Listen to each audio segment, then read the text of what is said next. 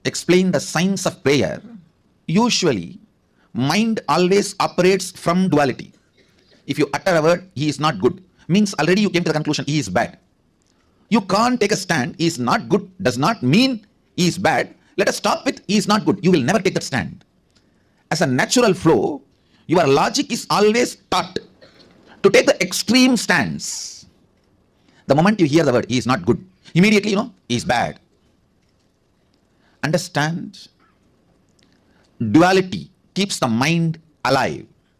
Duality keeps the dilemmas alive. Your mind is so brilliant, it can even use religion to keep itself alive. Please understand. It can even keep religion. It can use even religion to keep itself alive.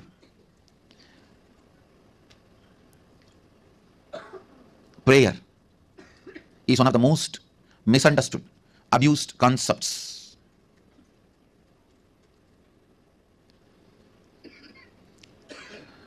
The moment you are asked to pray, the moment you need to put the God in the high pedestal, you always decide to put you in low pedestal. And in some stupid traditions, it is even celebrated as humbleness. No. Understand, humbleness is not thinking less of you, it is thinking less about you. Understand, humbleness is not thinking less of you, it is less about you. Humbleness is not the image you have about yourself. It has nothing to do with the image you have about yourself. It has something to do with how many times you remember yourself. Stupid. One of the most stupid mistake humanity has committed. Putting yourself down and thinking only then you can put your God up. No. Understand? Putting your God up does not really requires putting yourself down. Putting yourself down does not necessarily make you to put your God up. This is one of the very important truths you need to know. Please understand. I feel so blessed. The Vedic tradition, the Hindu tradition, reveals the science of prayer so beautifully. Actually, this verse forms the basis of the celebrativeness of Hindu tradition. This forms the basis of the celebrativeness of the Hindu tradition. Even while you pray, you don't need to put yourself down or have a low self-inner image. You don't need to become a sinner to make God saint. God can be saint. You can continue to pray to him. That does not require you should put yourself as sinner.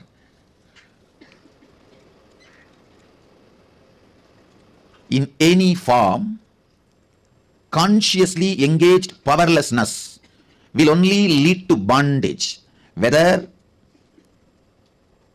during the period of your study or during the period of assimilation and cognition of the truths about your life, or during the periods you practice your profession, or during the periods you build your relationships, career, every part of life, or during the period you pray or you meditate, every part of life, entertained powerlessness only will bring tremendous bondage to you, suffering to you.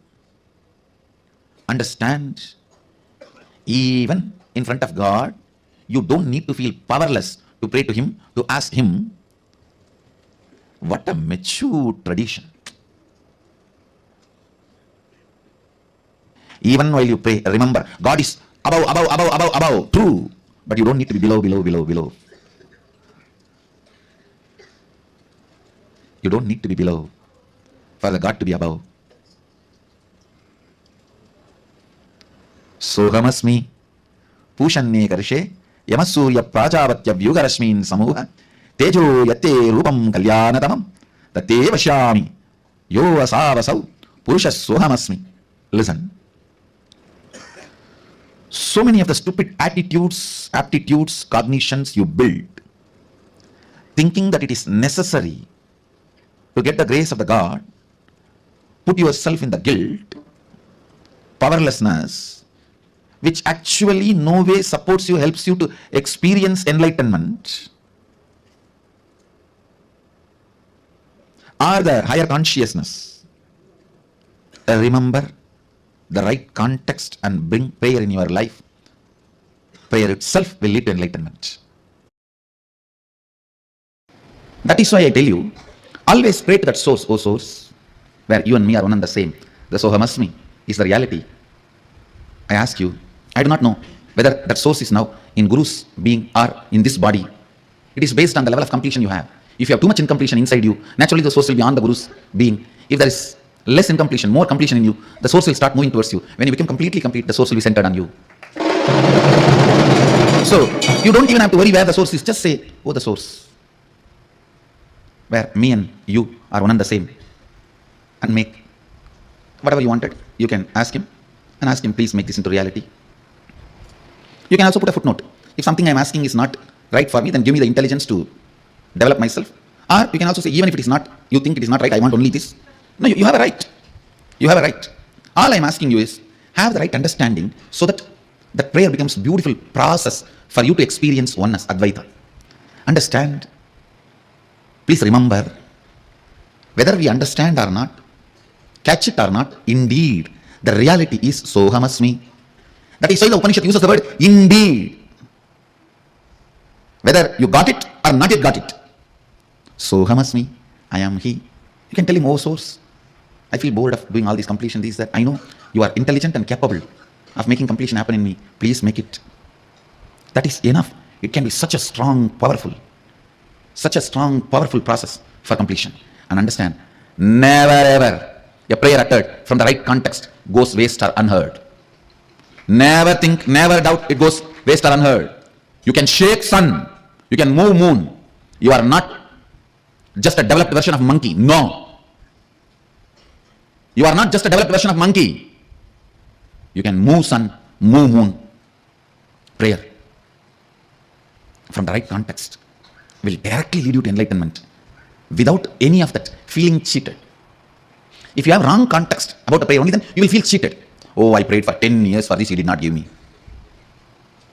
When you pray from the right context, he may not have given what you asked, he would have given himself to you. The truth, Sohamasmi, declared by Isavasya Upanishad, Sohamasmi, is waiting to explode. Understand? This can happen only by the tremendous surrender to Sadashiva. You can't enter into his home by any demand. No. No Aushadha can work. No, he's not a serpent. You put some medicine and herb and he will listen to you. No. He's Nageshwara, he's not Naga. Understand? It is deep surrender and devotion and reverence, humbleness, requesting Mahadeva, please grace us. Please grace us. It is only with the tremendous humbleness and surrender, with the tremendous respect, reverence, devotion, understand? As long as you exist in relative reality, be devoted. It is oneness. Oneness is the only currency which works on all the 11 dimensions. Dvaita, only 4 dimensions. That's all, not even Satyaroga. But now I am making a statement. As long as you are in relative existence, be devoted. Yes. Your parents should be penetrated with the truth of oneness, Advaita, Shuddhadvaita. But as long as you are in a relative existence means you are able to feel I and you, means first person and second person. As long as there is first person and second person. See, when you decide to sit, manifest powers, oneness is the reality. Oneness is the truth with which you manifest powers. That's the ultimate truth. When you are operating in relative existence, be always devoted. Devoted even to your own oneness. Understand.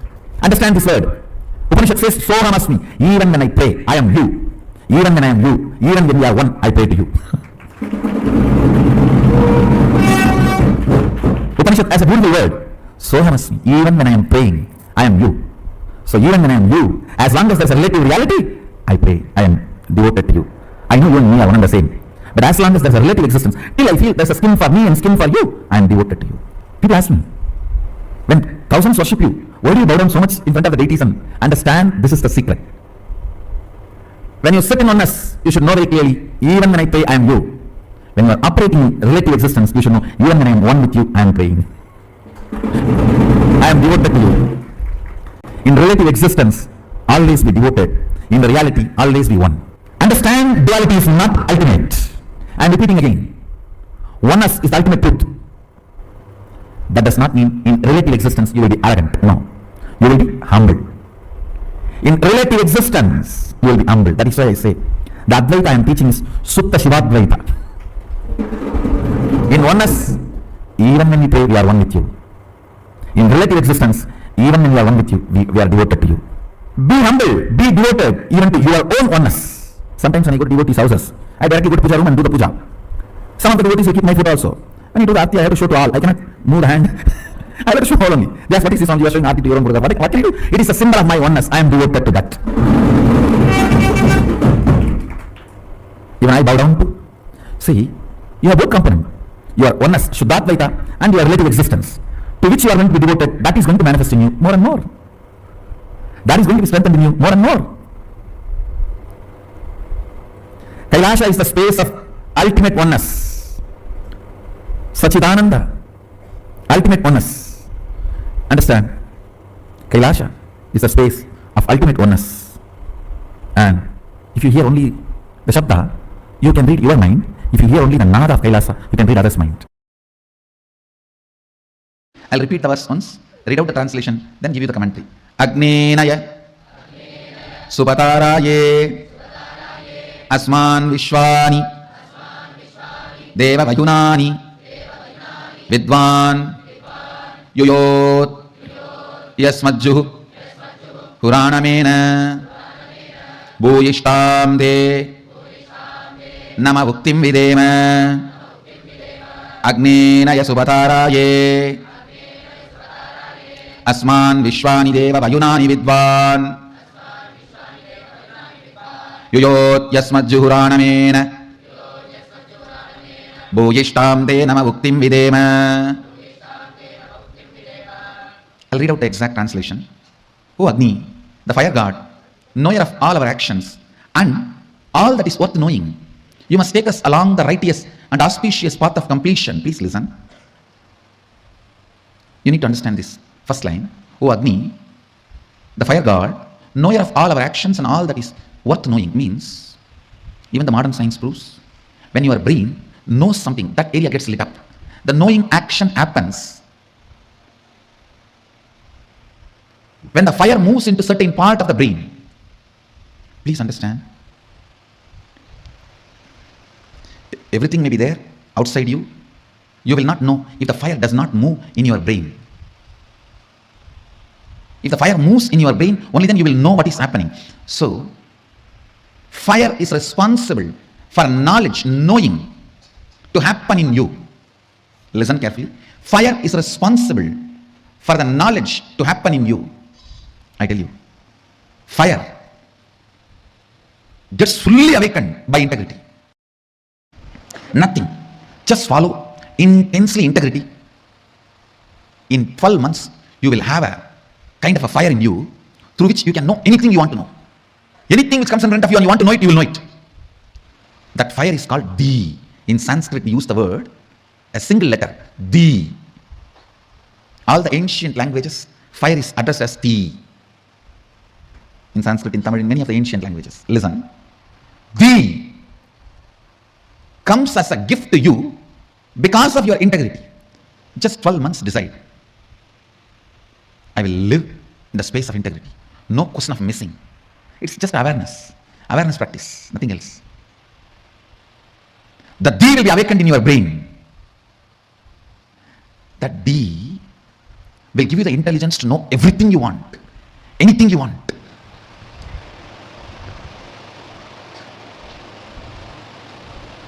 Here the Upanishadic Rishis are addressing fire.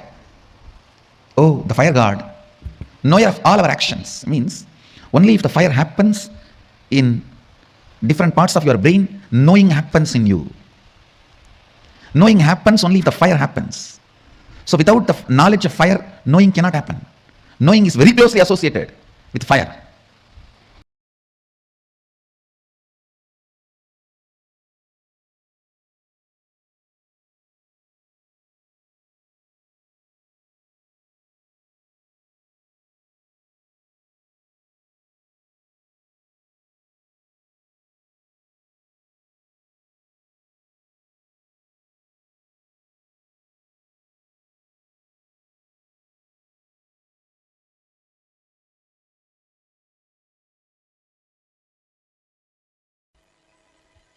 all disciples of Ramana Maharshi again and again pressed him, please talk about the Aksharamana Mala you wrote. He wrote a beautiful song there.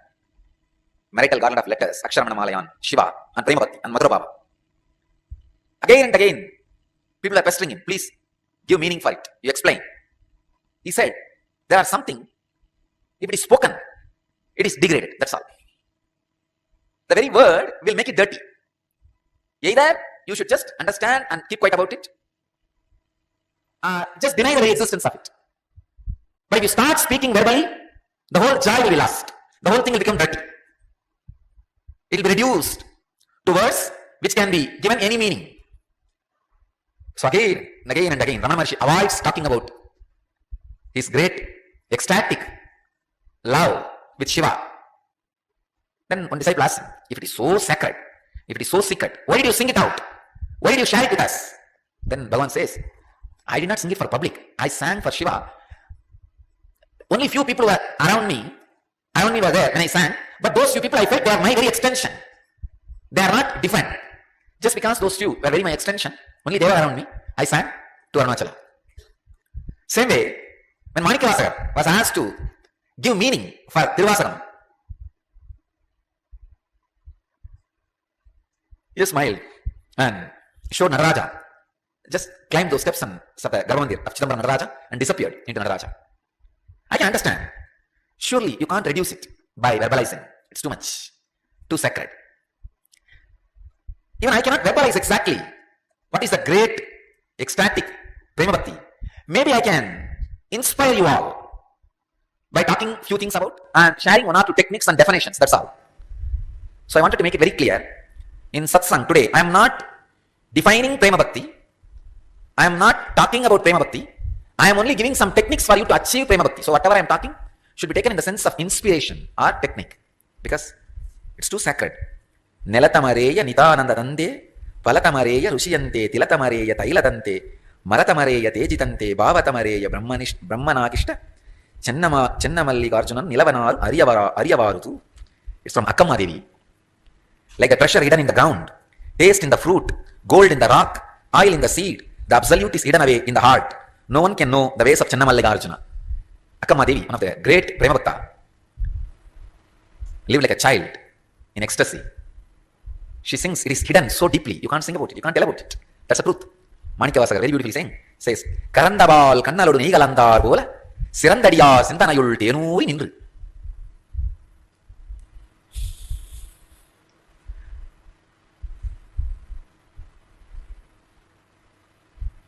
Karandabal kannalodu neegalandar pola, Sirandadiya sintanayul tenuri nindru.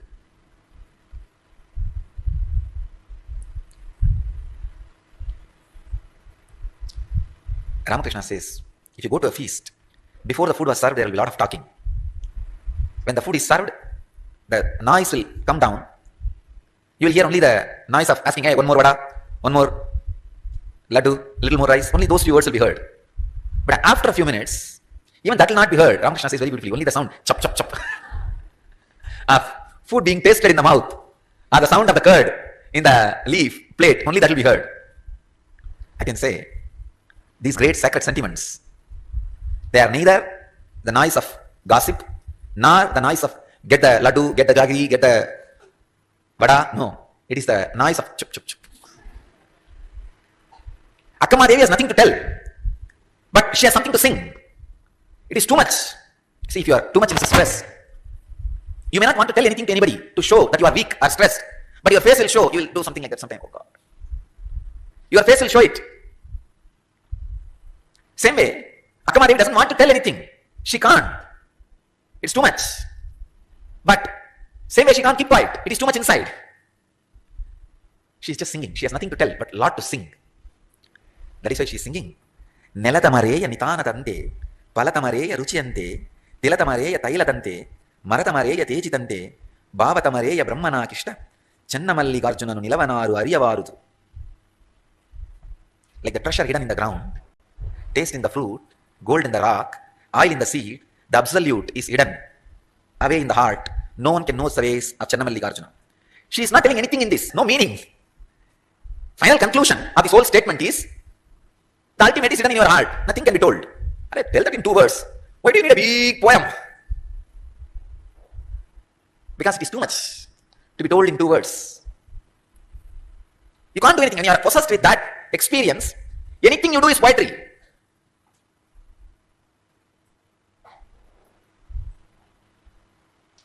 Andal, every day she will wear the garland, which is made for Krishna, Vishnu.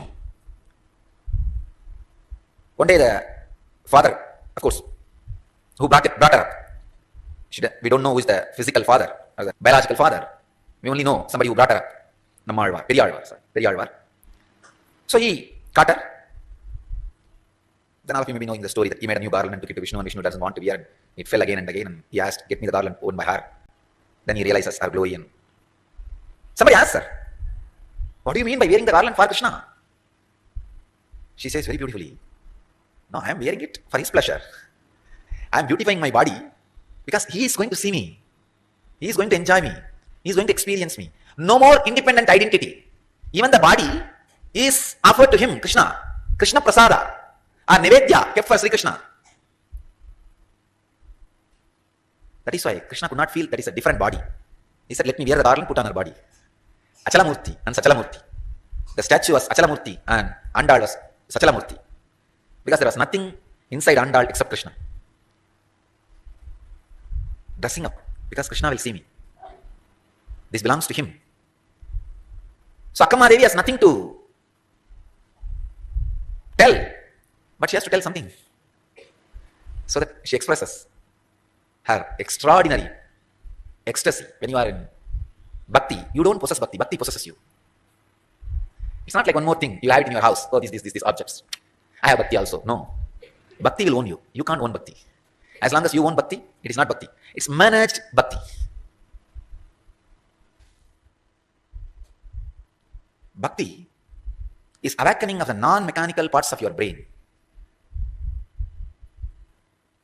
Till the end, neither I nor somebody can explain to you the meaning of Sirandadiya Sindanayul Tenuri Nindu.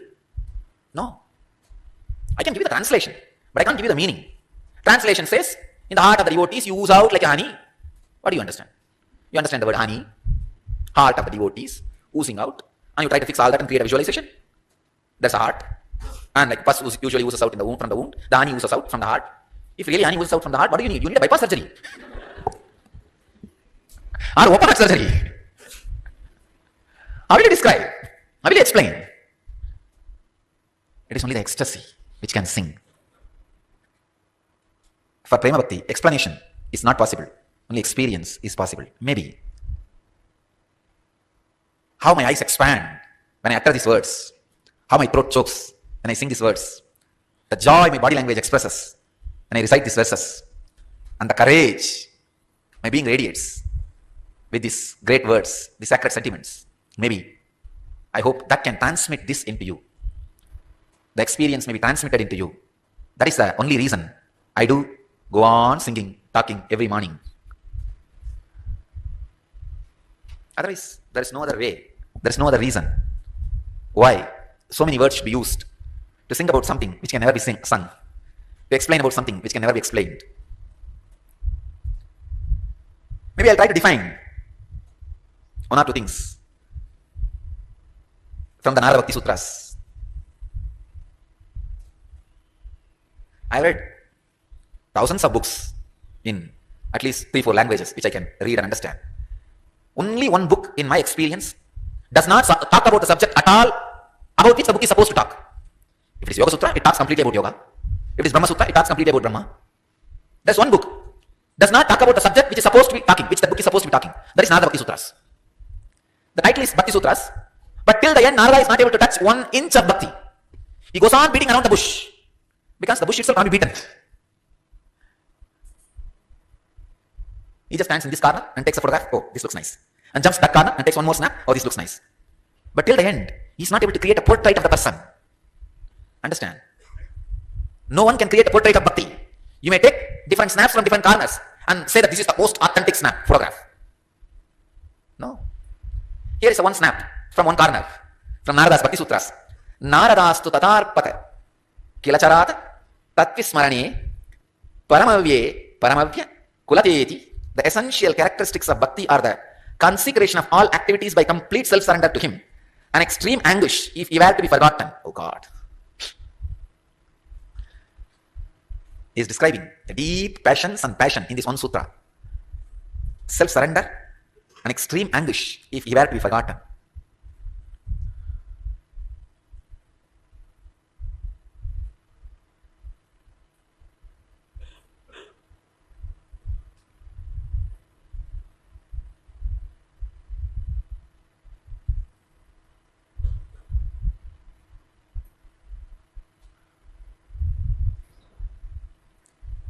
Complete passions, surrender, an intense passion, the seeking, is the essence of Prema Bhakti. Again, I am also beating around the bush because the bush cannot be beaten. It can only be different directions, different sides, different explanations. But experience has to happen by the proper process. Bhakti Spurana is the process. Go through the process. You will experience real Prema Bhakti.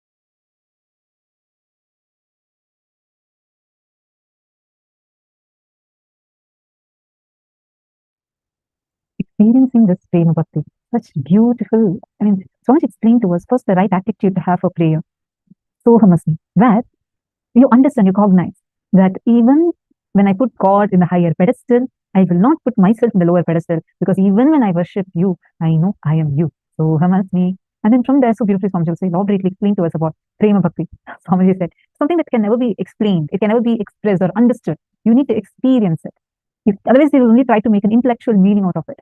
There's nothing that can be understood. No one can explain it. But you need to understand it by your experience. I request all of you to share. What did each one of you click with this? What was the click that you had from this? What did you understand as Prema Bhakti? And what did you understand as Sohamasmi? Take a few minutes and please share. Bhakti is the ultimate ecstasy. Greatest that can happen to human being is this conscious reality becoming the existence, part of your existence. See, like Swamiji described, right? Whether we take Ramana Maharishi or whether we take Akka Mahadevi, anyone, whoever experiences that true devotion, that complete devotion, Manika Vasadar, all of them tell one thing. It is something, if which explained, will only make it something too small. Because the love, the devotion is such, it can only be tasted. It is like if you go to a person, a man who's never, a blind man, let's say, you cannot give experience, you cannot tell him what is light. You can't tell him what is world like with light, with seeing. But if you just give him the third eye power to be able to see, if his eyesight is restored, then he can see the whole world and enjoy it. That is exactly how all the reality in life manifests. With Bhakti, you taste the real essence of life. With Bhakti, we taste what life really is. That is why all the great enlightened masters, all the great beings, they all sing about devotion. They all, like Akka Mahadevi Swamiji was saying, right? She sings about Chandamallikarjuna. She says, oh, you're like this, you're like that. But I can't sing about you. Everyone tells I can't describe the feeling that I have about you. That is the power. That is the space of Bhakti. That is the space of Bhakti. Just the way you sit, just the way you experience. That is the power of Bhakti. Now, each of you that are sitting here, when you just connect, experience the same space of Bhakti inside you. The power of devotion is such, when you declare something with that devotion, the whole cosmos works to make it into reality. The whole cosmos manifests to, rushes to fulfill what you want as reality. That is why time and again, very beautifully in our Hindu scriptures, we see examples of how again and again and again, the divine appears to fulfill the prayer, whatever prayer of the devotee is. There's a very beautiful story, okay, where Prahalada, a great devotee of Narasimha, Mahavishnu, he's just 5 or 6 year old small kid, okay, and he's extremely devoted to Vishnu. His father, who's a demon king, Hiranyakashipu, he forces Prahalada to tell that his father is the greatest. Like Hiranyakashipu wants to be worshipped as God. So he blackmails and threatens everyone in this whole country, and everyone agrees. Prahalada alone only says Narayana, Narayana.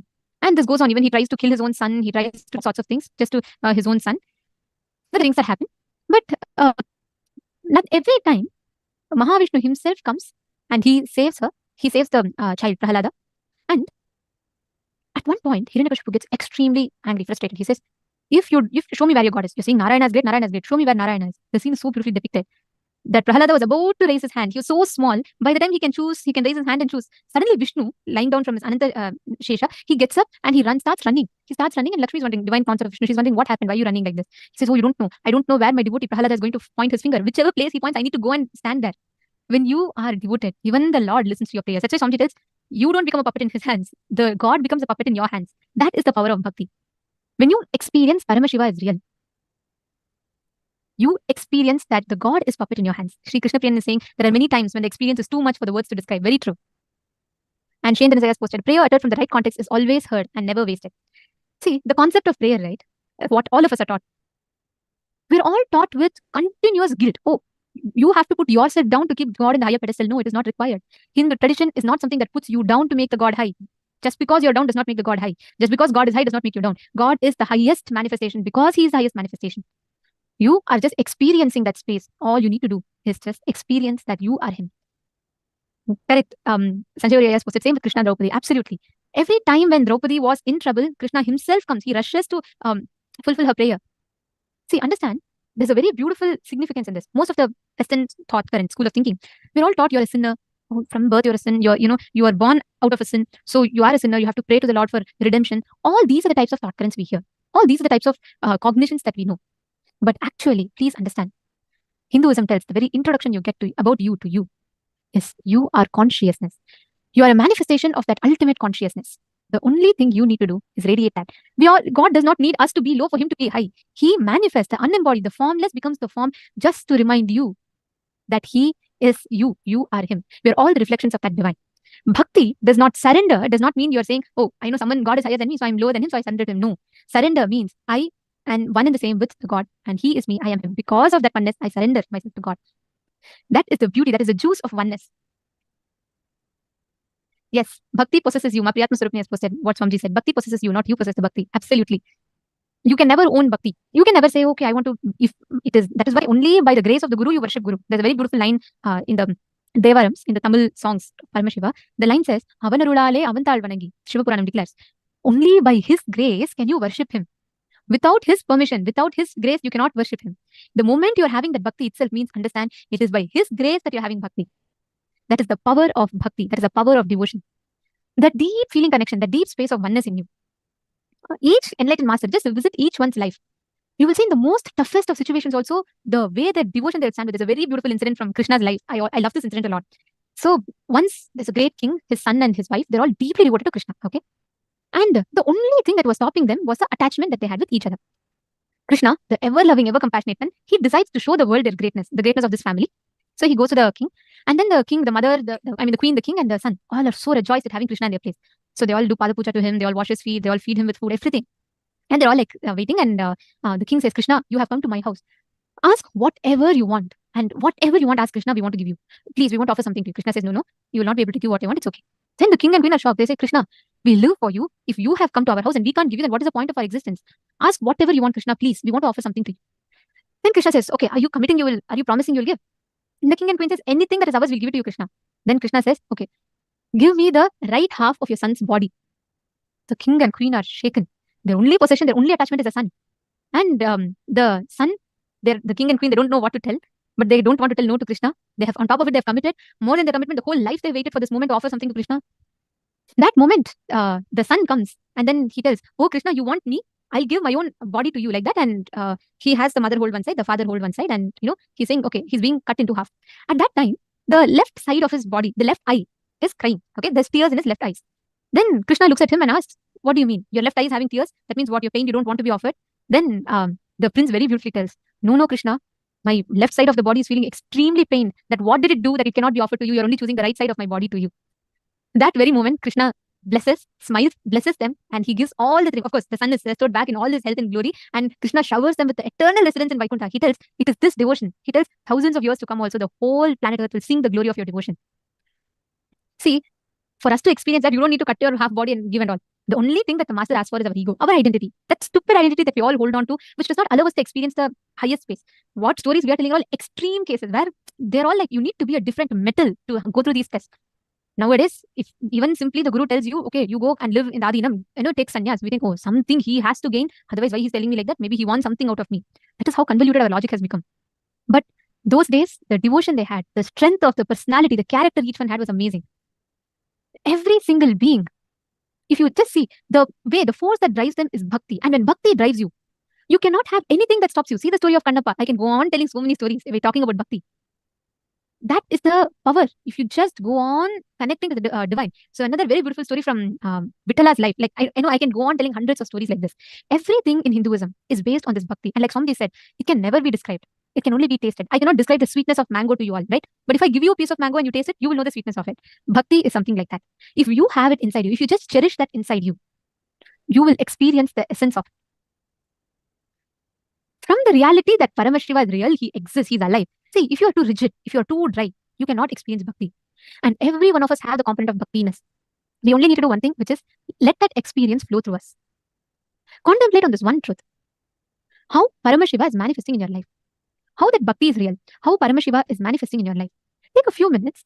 Contemplate at least 5 aspects of your life where it is bhakti centered for you. Where do you put this trust factor? Or where do you put this deep devotion to experience the divine? Please take a few minutes.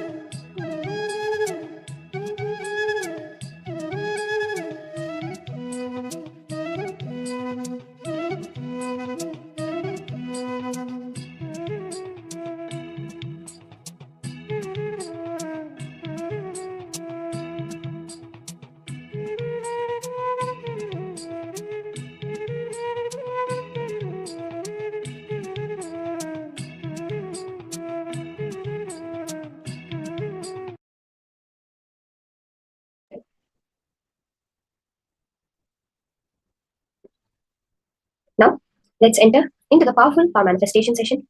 Continuing this power of Aushadha Darshanam, in the first round, we all connected to a partner and did the manifestation. In this round, what we're all going to be doing is identifying the use of each medicine. So we're going to have a particular medicine projected, and you're going to find out for what disease, for what various things are this medicine used for. So we will have it projected on screen for you. Again, go back to that powerful cognition. Paramashiva is real. See, Swamiji says Paramashiva is real not because of anything else. It's not something for you to gamble with. Swamiji says that if Paramashiva is real, this has to happen. Otherwise, Paramashiva is not real. That is not the whole idea. The idea is the truth is Paramashiva is real. Just because it is true, making that as your reality, manifesting that, living that, just because it is true. That is what Swamiji is giving each and every one of us. Now, when we realize the truth that we are Paramashiva, that is when all the powers manifest. What we are seeing as power manifestation is that confirmation or that side effect, that verification process of the fact that you are Paramashiva. It's like, for example, when you solve a maths sum, you get a certain answer. That knowing how to solve a maths sum is the state of Paramashiva. The answer you get and then verifying back into the calculator or by the turning the equation around, that is what is power manifestation. You know the science, but you're just seeing it practically in your reality as power manifestation. So we already just cognize, yes, Paramashiva is real. See how in every aspect of your life, small manifestations happen. Swamiji says, owning up your manifestations. You standing, sitting, talking, walking is Paramashiva's manifestation through you. You are a dead matter. You are manifesting the power of consciousness over matter every second of your life. Owning up to that manifestation. Yes, I am Paramashiva. From there, all the power manifestation starts. Are we ready now? We will have a image projected on screen and you're going to be scanning the use of that medicine. We'll do a few rounds. You're going to be scanning which disease that particular medicine is used for curing. So now we have a particular image projected on screen. Start. Connect to Paramashiva intensely. And each one of you are going to post in the chat whatever details Paramashiva reveals to you about that medicine.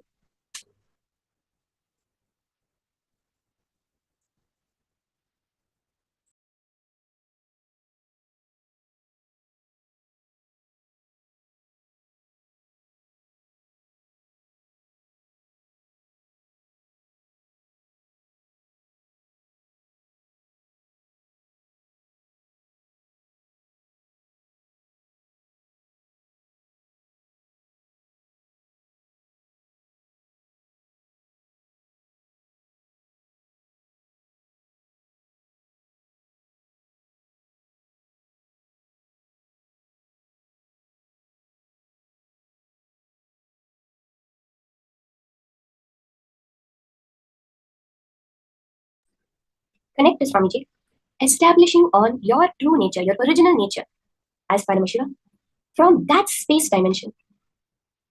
Whatever Paramashiva reveals to you, type it out exactly like that.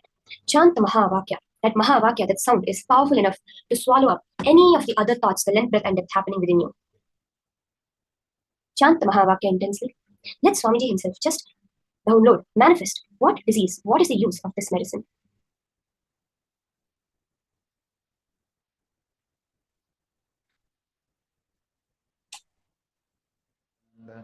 Paramashivoham. Om Nithyananda. Paramashivoham. Om Nithyananda. Paramashivoham. Om Nithyananda. Paramashivoham. Each one of us can post in the chat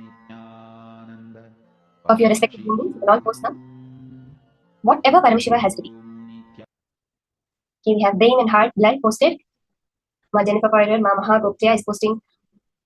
Good at meditation, heals heart diseases. Okay, Ma Junio S, detoxification, healing. Ma Priyatma Surupini, okay. Blood pressure. Ma Hedi Shlag, okay, I see many people posting. Anyone else? Everyone can post. Whatever Paramashiva has revealed. See, this is not some examination that you're going to be checked. It's just about manifesting the powerful cognitions. The click which you have, that is the important thing. The manifestation is just looking back and saying, yes, I did touch Paramashiva at this moment. So many people are scanning and saying blood-related issues, okay. Okay, Ma Wanji is saying liver related, clear the system eyes, helps bones, osteoporosis. Ma Sadashiva Mai.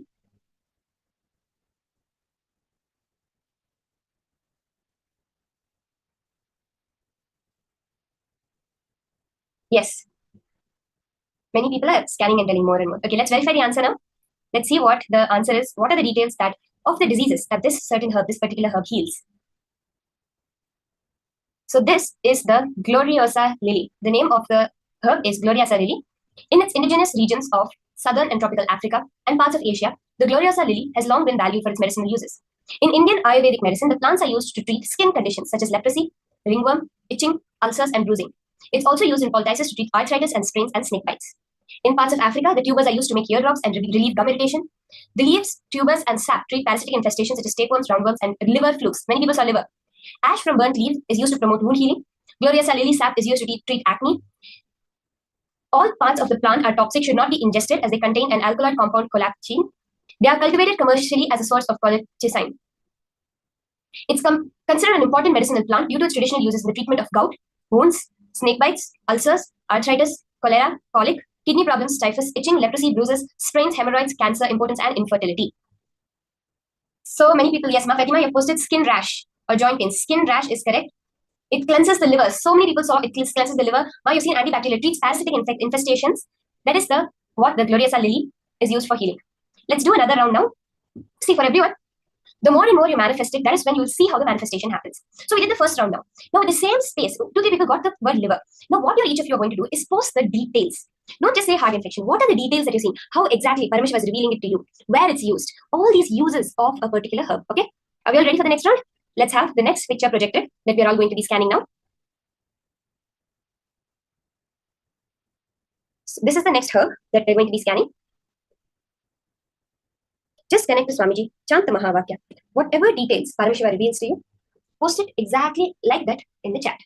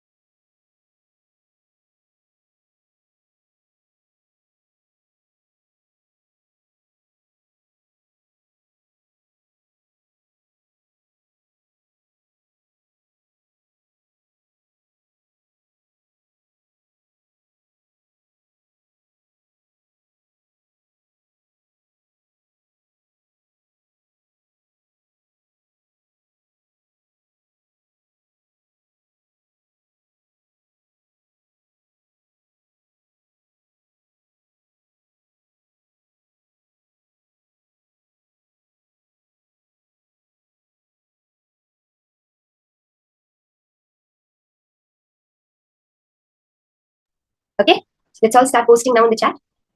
I request everyone, you can start posting whatever Paramashiva revealed to you as the details of this herb. See, man, if at all your mind is telling you something, just go by what your third eye says and post in detail. What are all the various uses? If you're seeing a certain chemical component in there, you can post that. What are all the uses, the medicinal uses in the various traditions of medicine for the particular plant?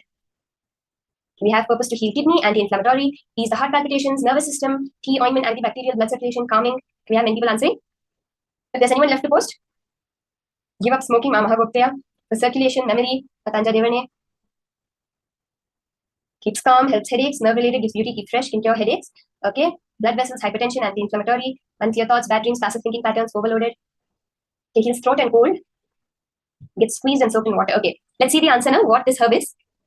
And what are the various medicinal uses of this herb? Let's verify our answers now. So this is the Salvia rosmarinus. I think it's known as rosemary. And the WHO, World Health Organization, acknowledges that rosemary has been used in traditional medicine for centuries. It contains cholagug, diuretic, emmenagogue, and oral tonic properties. It is well known that rosemary reduces triglyceride and cholesterol levels. In addition, it acts as a cholagogue, promoting the elimination of bile. Rosemary enhances memory, brain functioning, cognitive functioning, and alertness. The needles-like leaves of rosemary give a pleasant fragrance and is used in making essential oil too. It has a very rich and fragrant nectar. So all of you that saw helps in reducing the triglyceride, cholesterol. It promotes the elimination of bile. It enhances memory, brain functioning, cognitive functioning, and alertness. These are all the various memory. Ma Tanja Devane have posted memory, that is right. Calming my Jennifer Poirier. Many people have posted many of the details that are so accurate for this particular herb.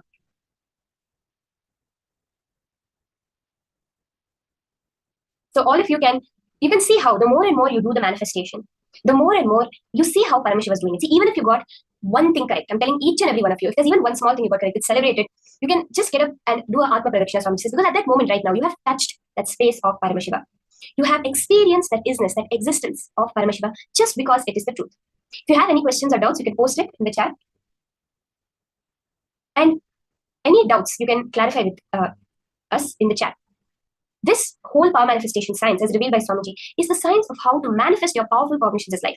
See, Swamiji says, for anything in your life, you have only one thing. Come to the powerful cognition conclusion. After that, you see how Paramashiva manifests it and you celebrate. Swamiji says, for any manifestation, you only need Ichha Shakti. You only have to have that strong, intense will, desire to manifest it. You need Kriya Shakti, the action power, the power of movement, only to celebrate your manifestation, only to enjoy your manifestation. Swamiji says, for example, the body. If you want to build your body, you only need the Ichha Shakti that is powerful enough to make you build your body. You only need the Kriya Shakti just to enjoy the body that you have built. Same way for power manifestation. To manifest any powers, the only thing you need is that intense Ichha Shakti to manifest powers. And once Paramashiva manifests, you need the Kriya Shakti just to enjoy the manifestation of Paramashiva. So now we are going to be entering into the next session, learning about that ultimate space of oneness, Parama Advaita. That is the space from which power manifestation happens. Let us now listen to higher powerful cognitions on Parama Advaita from Swamiji himself. If you come to the conclusion that your God is Paramashiva, you will manifest Bhakti. If you come to the conclusion your world is Paramashiva, you will manifest Yukti, right knowledge about life, Tasma. If you come to the conclusion your individual self is Paramashiva, you will manifest Shakti. Listen, I'll repeat.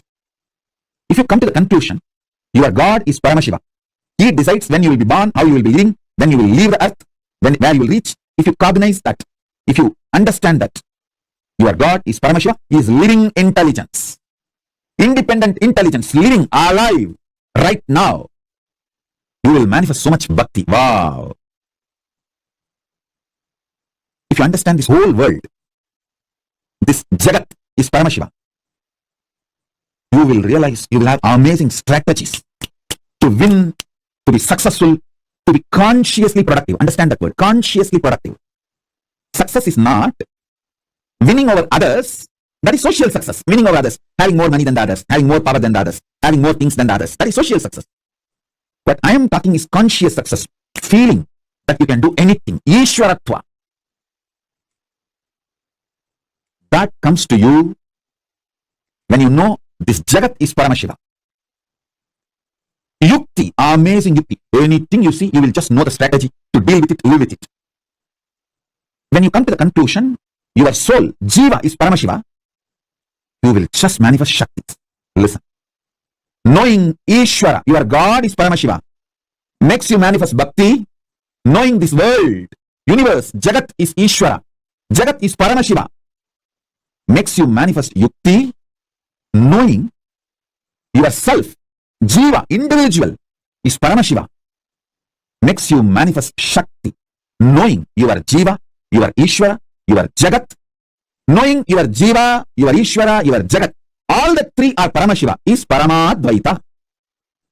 That is what I call Parama Advaita, manifesting Shakti, Bhakti, Yukti. Listen. Knowing your soul, individual Jiva, is Paramashiva, your Jagat, world, is Paramashiva, your Ishvara, God, is Paramashiva. Knowing all the three are Paramashiva is Paramadvaita. Listen. Listen to this truth. Every word I am uttering, even if you intellectually catch it, you will be liberated so much. You will have so much liberation. Listen. I'll repeat. Cognizing your Jiva, individual self, is Paramashiva, makes you manifest Shakti. Cognizing your Jagat, world, is Paramashiva, makes you manifest Yukti. Very powerful strategies for conscious success. You will have social success also. But conscious success, you just know how to deal with everything. And if you cognize your Ishvara, God is Paramashiva, you will manifest Bhakti. Understand?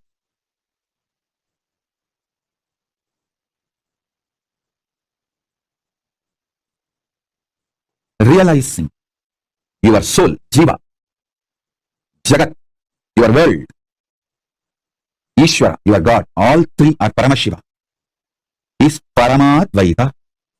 That is Parama Advaita. In course of life, when body mutates, it starts manifesting more possibilities, more powers. Mind mutates, it starts manifesting more possibilities and more powers. Humanity heard only about these two mutations. Humanity heard only about physical mutation and mental mutation. But Hinduism knows this cosmic science of conscious mutation and superconscious mutation. Conscious mutation means realizing you are more than your body, your mind, you are more than the length, breadth, depth, time, space, dimensions. Consciousness is foundation, source of length, breadth, depth, time, space. I can say the force of consciousness is the foundation of gravitation force, electromagnetic force, nuclear force, and strong nuclear force. Exploring the possibility of your own consciousness, powers of your own consciousness, and manifesting it is conscious mutation process. In Sanskrit we call it Pratyakatma Chaitanya Jagratam. The Vedas and Agamas, the ancient Hindu scriptures, which reveals about the cosmic science of Hinduism, describes conscious mutation as Pratyakatma Chaitanya Jagratam, Atma Swadantram, Atma Mukti, Atma Prabhavam, Atma Vilasam, Swarajya Siddhi, Atmanubhuti, self-realization. All these words denote, mean conscious mutation. The next is superconscious mutation. The ultimate existence, power, what we call as Paramashiva in Hinduism. In Sanatana Hindu Dharma, Hinduism, we have various names. Paramashiva, Parandama, Parabrahma, Parameshwara, Parameshwari, Paramatma, the ultimate. That superconsciousness entering into individual consciousness of you, your individual consciousness, and mutation happening, you manifesting. That superconscious mutation is the ultimate, we call it moksha, ultimate liberation, Parama Advaita Anubhuti. In Sanskrit, we use the word Parama Advaita Anubhuti, ultimate oneness. Hindu tradition, Sanatana Hindu Dharma, is focused on this superconscious mutation, ultimate oneness. Just physical mutation and mental mutation happens in the lower planes of the universe. But conscious mutation and superconscious mutation happens in the higher planes of the universe, vertical time zones of the universe. Paramashiva's message directly from Maha Kailasa. Listen. Superconscious mutation is literally experiencing Parama Advaita spontaneously, simultaneously, and manifesting the energies of Parama Advaita synergetically. It is beyond initiation, Shaktipada, Shaktinipada. One initiation is equivalent to trillion instructions. Listen, one initiation is more than trillion instructions. Even if you receive trillion instructions, It won't match one initiation. One initiation is more than trillion instruction. Same way, one Shaktipada is more than trillion initiations. Then, one Shaktinipada is more than trillion Shaktipadas. One superconscious mutation, Parama Advaita Diksha, is equivalent to trillions, I should say, more than trillions of Shaktipada, Shaktinipada, all initiations. Superconscious mutation is the process of manifesting Paramashiva in all your 25 phases and phases. PHASES, phases. Phases, FACES.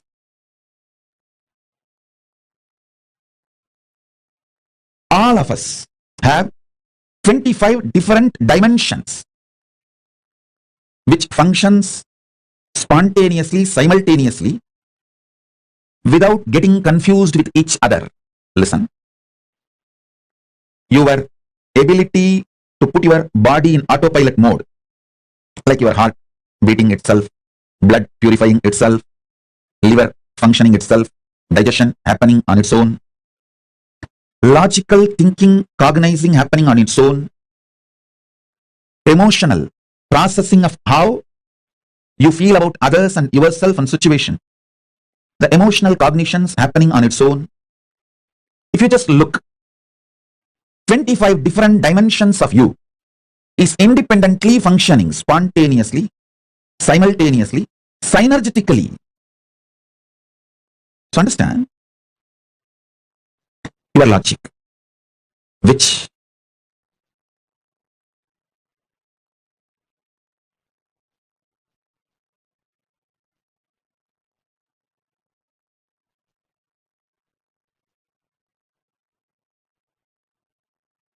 receives information, processes information, makes decision.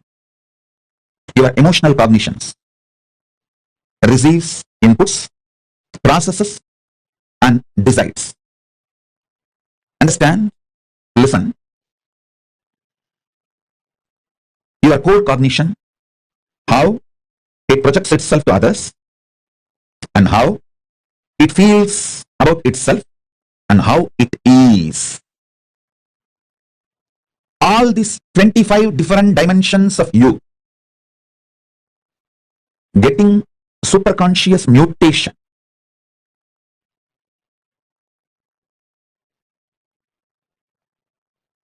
through the initiation is the process I am doing right now for all of you. Listen. Visualize the 25 phase of Paramashiva. You also have it.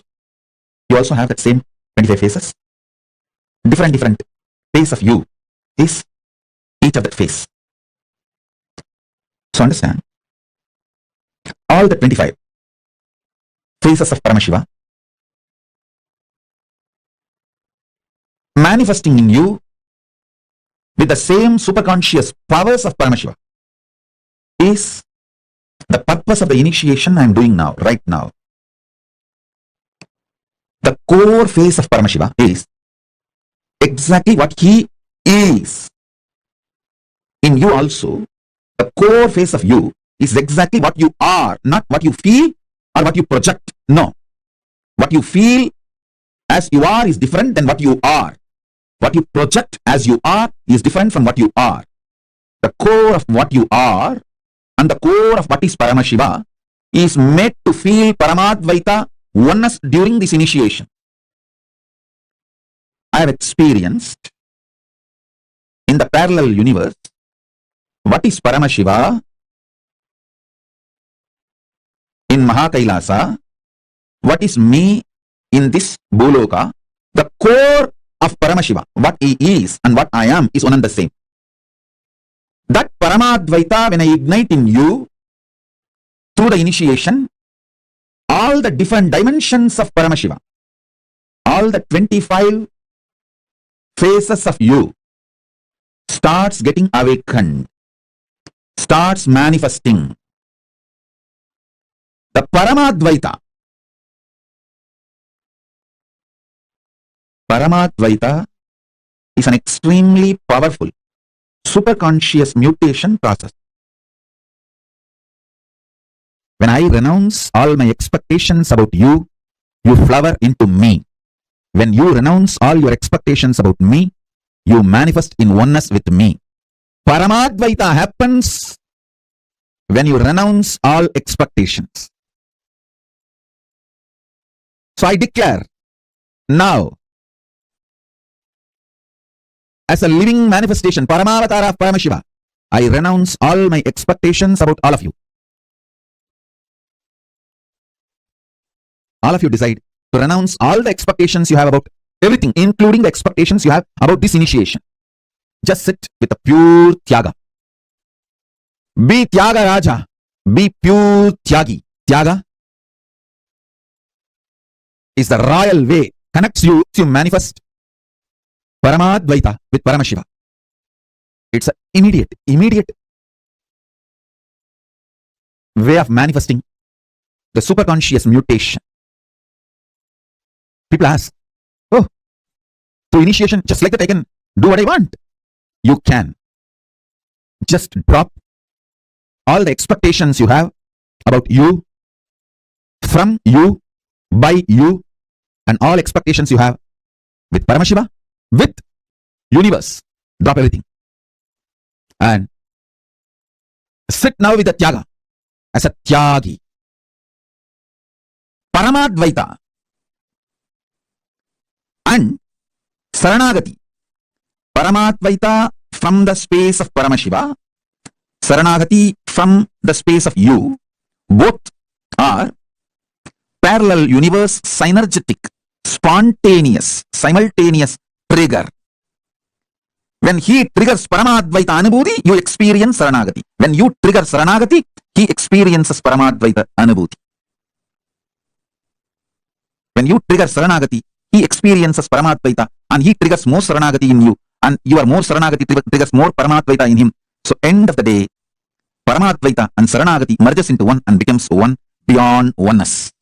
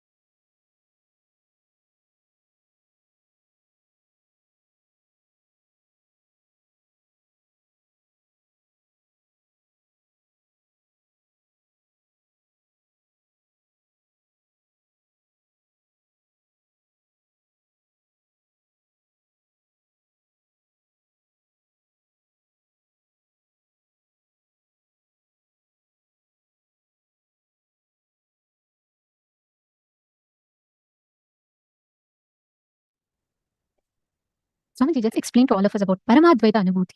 What is Paramadvaita? See, Paramadvaita is the parallel universe synergy trigger, where you release a parallel universe synergy trigger to Paramashiva, your own highest, best manifestation, the highest manifestation of yourself. Like Swamiji just explained, Paramadvaita is where you experience that ultimate manifestation, Paramashiva himself happening as your own extension. See, there's a very beautiful story of Kannappa Nayanar. Many of you might know it, for those of you who don't know. So I'm just going to be sharing the story. It's a very, very beautiful story, okay? Once, there's a hunter, and he's like, he doesn't know anything and he's just hunting and all that. One day, as he is walking by, he sees a Shivalinga. The moment he sees that Shivalinga, it's like love at first sight for him. The moment he sees it, he's completely in love. He doesn't know what is it. He doesn't know anything. It's just a stone, right?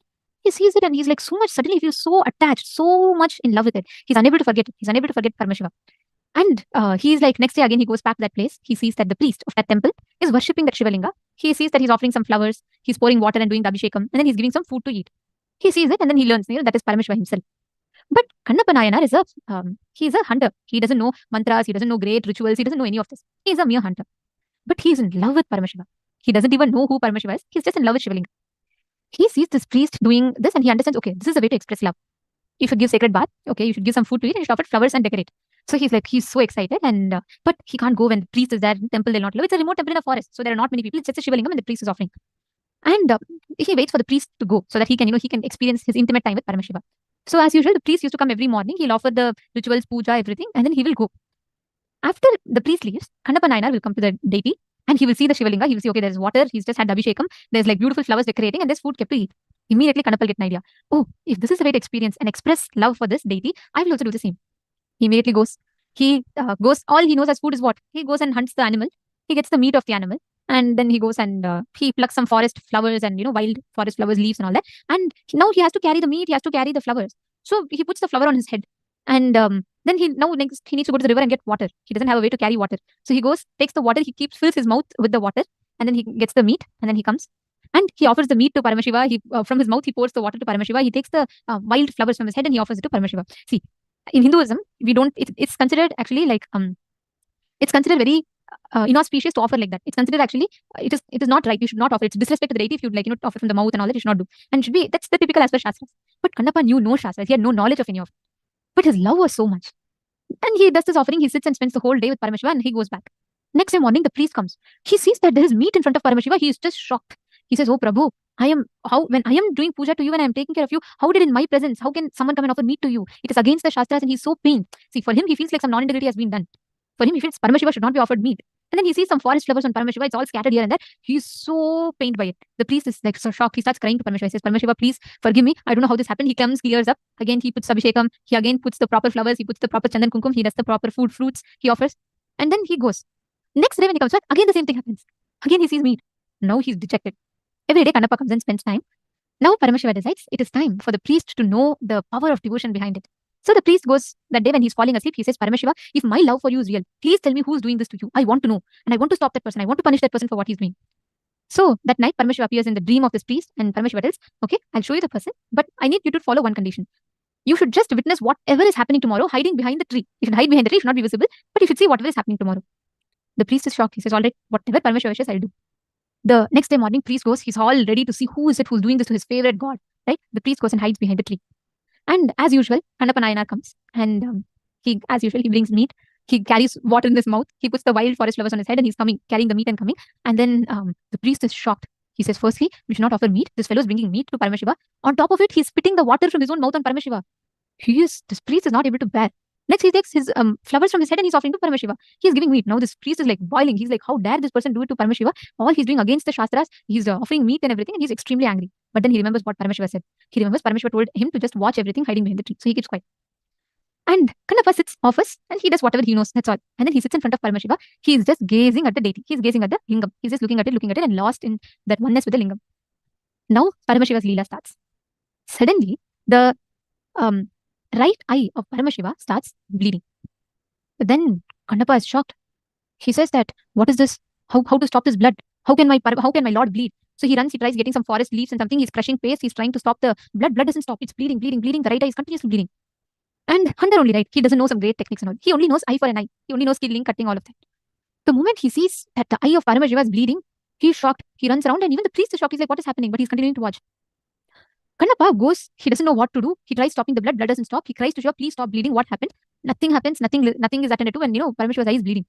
Then Kannappa decides, come on, I need to find a solution for it. He immediately takes out his own arrow, he plucks out his own right eye, removes his right eye, and places it on Paramashiva's eyes. The bleeding completely stops. Kannappa doesn't have pain. He's in ecstasy. He says, "Oh my God, finally your bleeding has stopped," and he starts dancing and celebrating. As he's celebrating, suddenly the left eye starts bleeding. Then now Kannappa knows the solution. Kannappa knows if he offers his own eyes, the bleeding will stop. So now Kannappa is trying to see, "Oh Prabhu, if I cut my left eye, how will I see to put my eyes? I need to know where exactly I need to put."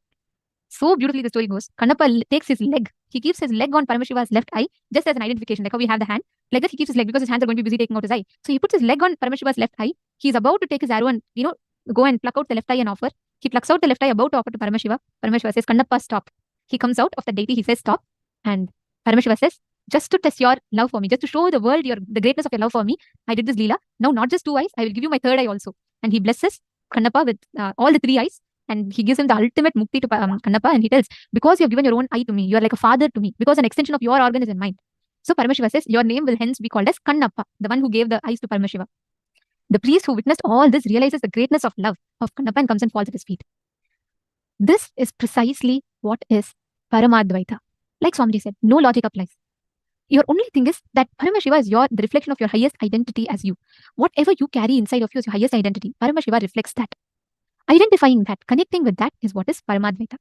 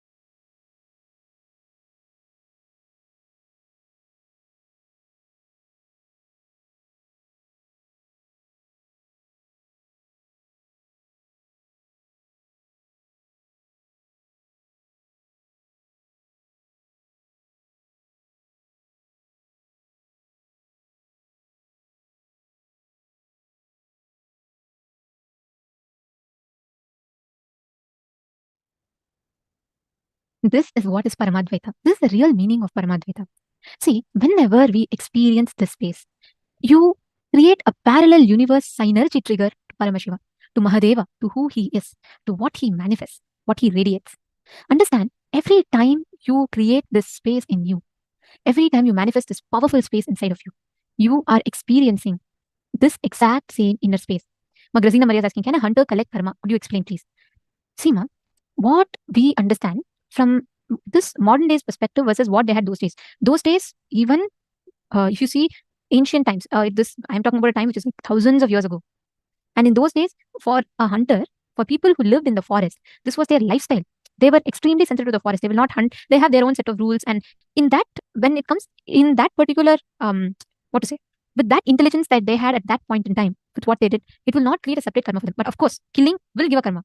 Let me be very clear with that. Any form of killing, each of them had their own karma. But the level of what we understand now, if a person knowing it is wrong goes and does it, they get karma also. And those times, their livelihood was that. It was part of their lifestyle. It still generates karma. It's not that they're free from karma and all that. It does give them karma. But Kannappa was different. See, it's like this. If I ask you, before you knew the knowledge of, being non-veg is wrong or right or whatever it is, and you made a choice to become a vegetarian before that, if someone comes to you and asks with love, you might serve them the non-veg food. It is not that your context is wrong. So Kannappa and all, we can't even count him under any of the human frames. His level of love, devotion, and dedication was extremely different. Yes. See, this Paramadvaita is an experience. Today, whole day, we're all learning about the different ways you can experience the divine, the different ways you can experience that Paramadvaita Anubhuti in you. The key component to that is experiencing ultimate Guru Bhakti. Now, in the same space, I'd like to request all of you, all the participants, let us all enter into the power manifestation session now, where we manifest the power of Aushadha Darshana. Have you all ready? It's the same like last time. I'm going to be projecting a question to all of you, and you're all going to be scanning and identifying the use of this particular medication. Okay? Just focus on establishing yourself in Paramadvaita. That's all. That's the main thing you need to do. Leave the results to Swamiji. Shall we start? Okay. So I'm going to be projecting the Aushadha. I request all of you to please chant the Mahavakya. Connect to Swamiji. Scan and identify what is the exact use of this particular Aushadha.